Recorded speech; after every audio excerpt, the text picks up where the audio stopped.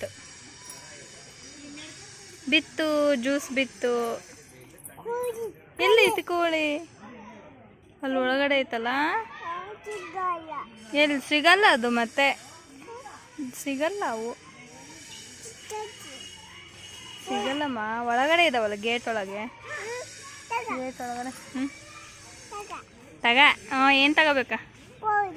ಏಯ್ ಕೊಕ್ಕೊ. ಕೋಳಿ ಹೆಂಗೆ ಹೋಗ್ತೈತಮ್ಮ? ಒಕ್ಕತ್ತಾ? ಕೊಕ್ಕೊ ಅಂತತ. ನೋಡೋಣ ಅಲ್ಲೆಲ್ಲ ಇದಾವಲ್ಲ. ಓಯ್ ಚಿನ್ನಿ ಚಿನ್ನಿದ ಯಾರು?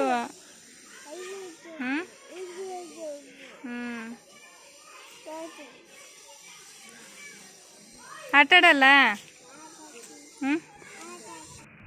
ಈಗ ಅಂಗಡಿಗೆ ಹೋಗ್ತಾ ಇದ್ದೀನಿ. ಬೆಳಗ್ಗೆ ಇವಾಗ 8 ಗಂಟೆ ಆಗಿದೆ. ಈ ಟೈಮಲ್ಲಿ ನಾನು ಒಬ್ಬಳೇ ಹೋಗ್ತಾ ಇರೋದು. ಭ್ರಮರ ಮನೇಲಿ ಆಟಾಡ್ತಾ ಇದ್ಲು, ಮತ್ತು ಅವಳು ನಾನು ಬರ್ತೀನಂತ ಆಟ ಮಾಡ್ತಾಳಂತ ಹೇಳ್ಬಿಟ್ಟು ಬೇಗ ಹೋಗ್ತಾ ಇದ್ದೀನಿ. ನಮ್ಮ ಮನೆ ಹತ್ರನೇ ಇರೋದು. ಈ ಅಂಗಡಿಗೆ ಅಜ್ಜು ಬರೋದು. ಕೈಯಲ್ಲಿ ಫೋನ್ ಹಿಡ್ಕೊಂಡು ಹೋಗ್ತಾ ಇದ್ದೀನಲ್ಲ, ಹಾಗಾಗಿ ತುಂಬ ಶೇಕ್ ಆಗ್ತಾಯಿದೆ, ಸಾರಿ. ಸೊ ಈ ಅಂಗಡಿಗೆ ನಾವು ಯಾವಾಗಲೂ ಬರೋದು. ಅಂದರೆ ನನ್ನ ಮಗನಿಗಾದ್ರೂ ಅಜ್ಜುಗಾಗಲಿ ಇಲ್ಲೇ ಕಳ್ಸೋದು. ಏನಕ್ಕಂದರೆ ನಿಯರ್ ಇದೆಯಲ್ಲ, ಬೇಗ ಹೋಗಿ ಬರ್ತಾನೆ. ಮತ್ತು ರೋಡ್ ಸೈಡ್ ಏನಿಲ್ಲ, ಹಾಗಾಗಿ ಇಲ್ಲೇ ಕಳಿಸ್ತೀವಿ. ಮತ್ತು ಗಾಡಿಗಳು ಕೂಡ ಅಡ್ಡಾಡಲ್ಲ, ಅದಕ್ಕೋಸ್ಕರ ಇಲ್ಲೇ ಕಳಿಸೋದು. ಈಗ ಟಿಫನ್ಗಂತ ಬಂದಿದ್ದೀನಿ. ಅಂದರೆ ಟಿಫನಿಗೆ ಏನು ಬೇಕೋ ಅದು ಐಟಮ್ಸ್ ತೊಗೊಂಡು ಹೋಗೋಣ, ಹಾಗೆ ಟೀಗೆ ಅದೆಲ್ಲ ಮತ್ತು ಸಾಂಬಾರ್ಗೆ ಏನು ಬೇಕೋ ಅದೆಲ್ಲ ತೊಗೊಂಡು ಹೋಗೋಣ ಅಂತ ಹೇಳಿ ಬಂದಿದ್ದೀನಿ. ಇಲ್ಲಿ ಆಲ್ರೆಡಿ ಒಬ್ಬರು ಬಂದು ತೊಗೋತಾ ಇದ್ದಾರೆ, ಅದಕ್ಕೋಸ್ಕರ ನಾನು ಸ್ವಲ್ಪ ನಿಂತಿದ್ದೀನಿ. ಅವ್ರು ತೊಗೊಂಡಾದ್ಮೇಲೆ ನಾನು ತೊಗೊಂಡ್ರೆ ಆಯಿತು ಅಂತ ಹೇಳಿ.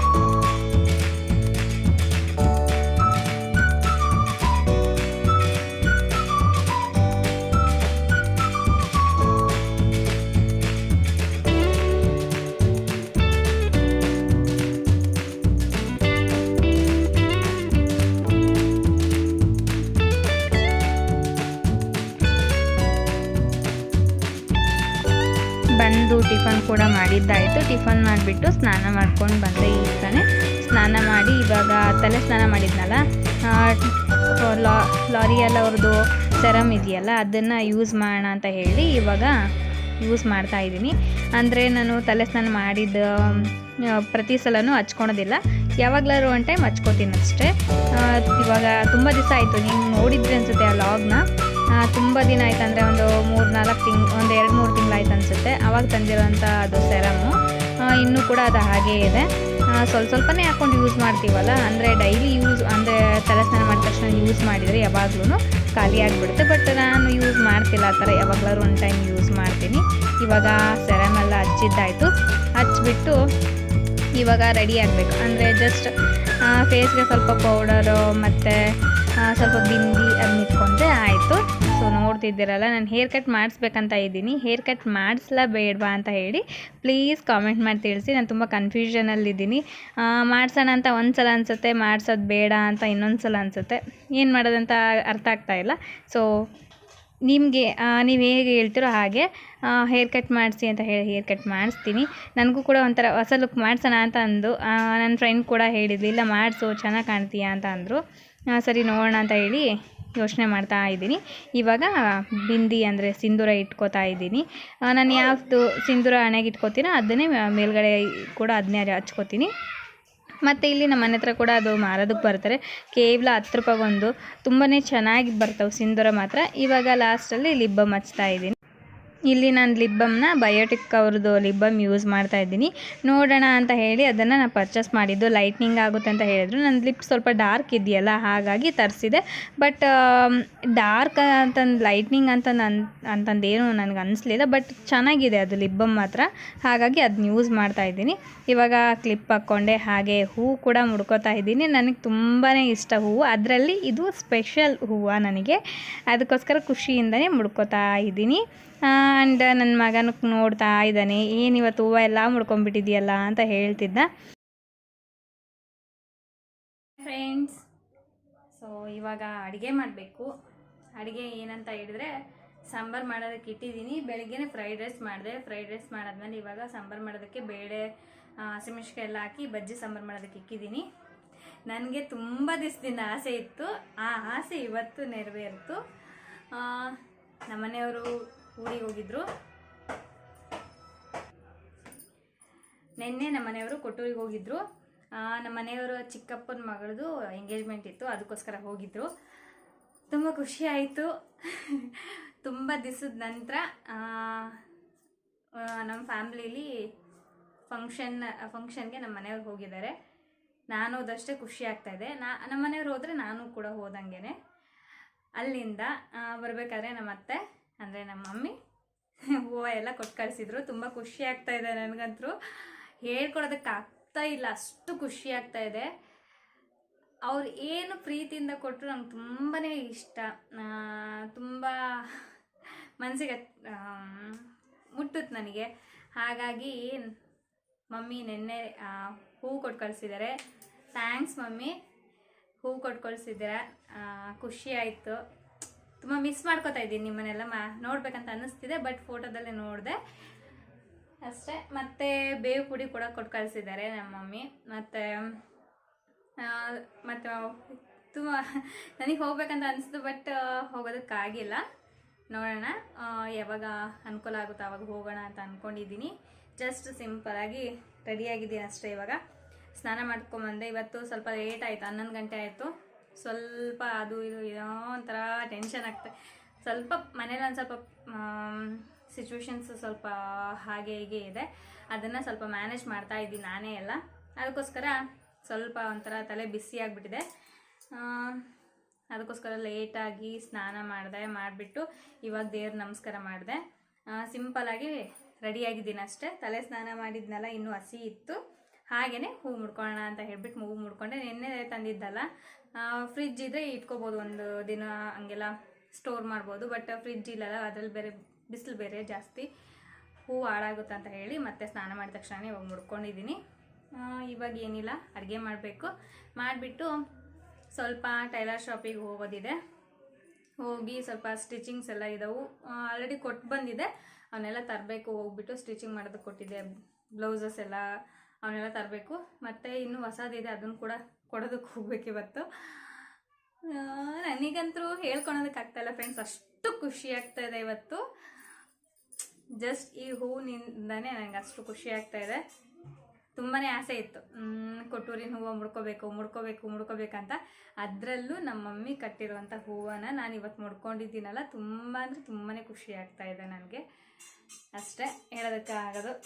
ಐಸ್ ಕ್ರೀಮ್ ಬಂದಿದೆ, ಅದಕ್ಕೆ ಗಂಟೆ sound ton ton ton ton ಅಂತಂದೇಳಿ. ಅಜ್ಜು ಹೊರಗಡೆ ಇದ್ದಾನೆ, ಹೋಮ್ವರ್ಕ್ ಅಂದರೆ ಹೋಮ್ವರ್ಕ್ ಮಾಡ್ಕೋತಾ ಇಲ್ಲ. ನಾನು ಇವಾಗ ಬೇಗ ಅಡುಗೆ ಮುಗಿಸ್ಬೇಕು. ಬೀಟ್ರೂಟ್ ಇದೆ, ಮತ್ತು ಎಲೆಕೋಸು ಇದೆಯಲ್ಲ, ಬೀಟ್ರೂಟ್ ಪಲ್ಯ ಸ್ವಲ್ಪ, ಎಲೆಕೋಸು ಪಲ್ಯ ಸ್ವಲ್ಪ ಮಾಡಬೇಕು. ಹಾಗೆ ಸ್ವಲ್ಪ ಚಪಾತಿ ಮಾಡಬೇಕು, ಇನ್ನು ರೈಸ್ ಮಾಡಬೇಕು. ಹಾಗೆ ಟೈಲರ್ ಶಾಪಿಗೆ ಹೋಗಬೇಕು. ತುಂಬ ಕೆಲಸ ಇದೆ ಇವತ್ತು, ಬೇಗ ಮುಗಿಸ್ಬೇಕು. ಏನು ಮಾತಾಡೋಕ್ಕಾಗಲ್ಲ, ಬನ್ನಿ ಕೆಲಸ ಸ್ಟಾರ್ಟ್ ಮಾಡೋಣ.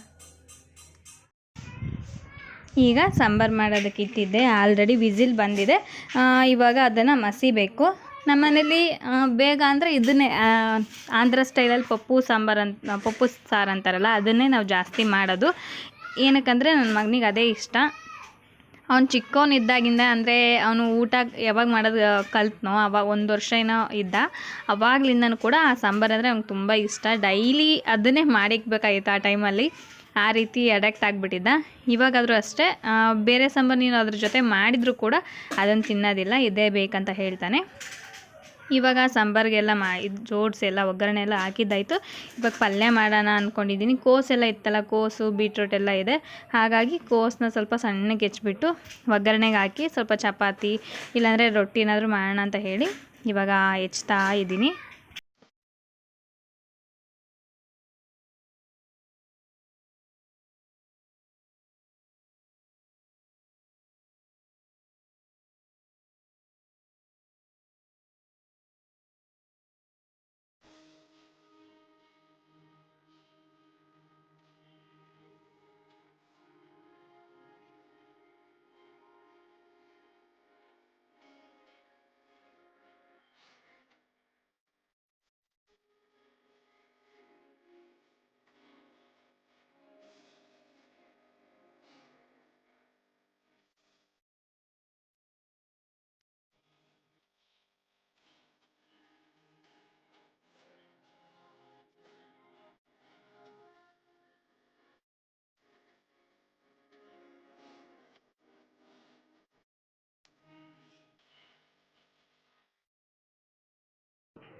ಈಗ ಅಜ್ಜು ಕೂಡ ಊಟ ಮಾಡ್ತಾ ಕೂತಿದ್ದಾನೆ. ಅಂದರೆ ಬೆಳಗ್ಗೆ ಇದು ಮಾಡಿದ್ನಲ್ಲ ಫ್ರೈಡ್ ರೈಸು, ಅದನ್ನೇ ಅವನಿಗೋಸ್ಕರ ತೆಗ್ದಿಕ್ಕಿದೆ. ಅವನಿಗೆ ತುಂಬ ಇಷ್ಟ ಅದು.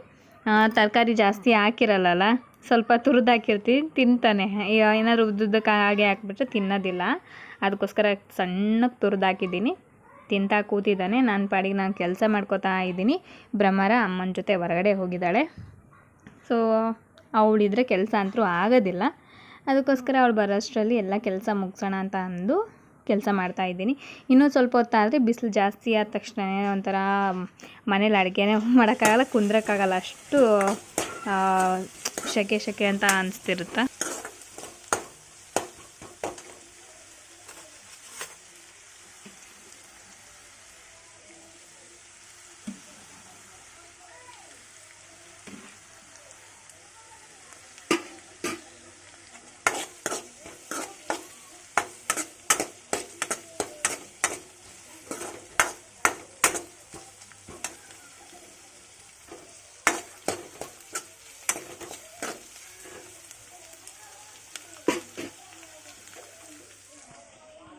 ಸಾಂಬಾರನ್ನ ಕುದಿಯೋದಕ್ಕೆ ಇಟ್ಟಿದ್ದೀನಿ.